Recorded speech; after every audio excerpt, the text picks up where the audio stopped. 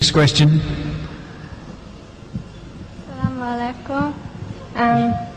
I just want to ask the Sheikh that I converted to Islam, and he said earlier that in the Quran it says to obey your parents. Well, I'm disobeying my parents because I converted. I'd just like to know if I'm sinning, and if I am, what do I do to make it right?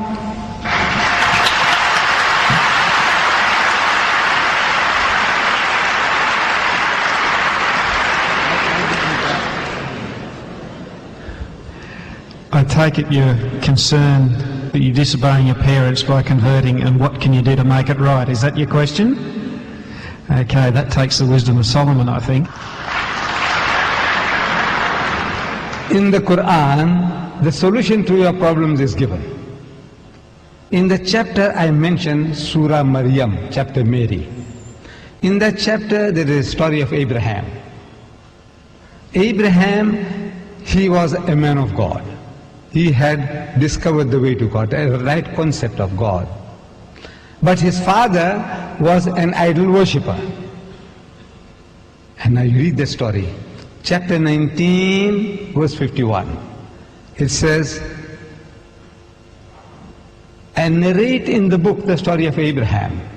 إِنَّهُ كَانَ صِدِّيقًا نَبِيًّا. He was a man of truth, a prophet.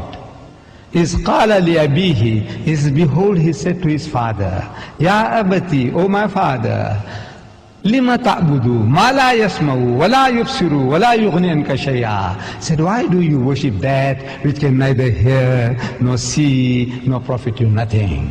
يا أبتي, O my father, إني قد جاءني من العلم ما لم يأتك فاتبعني أهدك صراطا سويا. Said, O my father, knowledge has come to me which has not reached you. So follow me and I will show you that way that is even and straight. Ya abati, O my father. And again, Ya abati, O my father. 4 times every verse begins with, O my father, O my father, O my, with compassion and feeling for his father, trying to save him from hellfire. The father, his pagan arrogance, he says, Qala araghibun antan alihati ya Ibrahim. He says, does thou hate my gods, O Abraham? He says, get out of my sight for a good long while, otherwise I'll stone you to death. Now, the response of Abraham to that, and the commentary on that is to be found in this book, chapter 19, verse 51, that how a dutiful son ought to reason and be compassionate towards his unbelieving parents. Unbelieving parents. You love them, you respect them, you treat them well. The only thing when it comes to matters between you and God, they have no control. It's between your belief and unbelief, then you have to reject, on that respect, you reject their advice, their force of the persuasion, the pressure on you. You reject it. But even then, you treat them as your parents, your father and your mother. When it comes to religious matters, they do not come in between you and God. That is what the Quran says. I think you have this Quran. You have a Quran like this, by Yusuf Ali. You have a Quran, chapter 19, verse 51, 52, 53, 54, 55, and you see the commentary, and he'll tell you the exact position that you must occupy.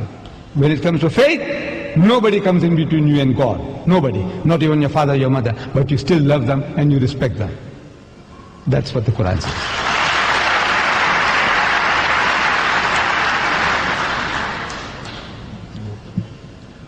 I can tell you right now, sister, you're not alone, and there are a few people there, I can see familiar faces who probably want to say the same thing. We'll go to this brother over here.